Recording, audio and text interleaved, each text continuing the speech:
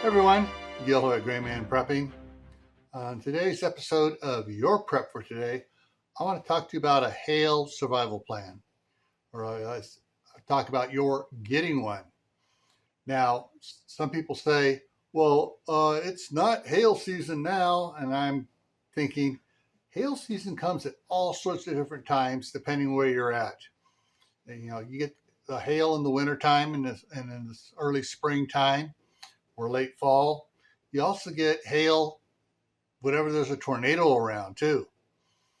And so I was just watching some other videos and stuff, and they were showing footage of some of the corn crops that got, devastated from the hail that came down, not from the tornado that was several miles away, but from the storm that surrounded it and the hail that came down and took out the corn crops. There are also in videos there showing damage to cars, to houses.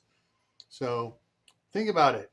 Now, do you have a plan for if your home gets devastated by hail? All right. Think about it. Work on it. All right. So stay happy no matter what life throws at you. Stay safe. Don't go out and do anything foolish. Keep adding to your preps: water, food, medicine, clothing. Learn a new skill and grow some fresh food.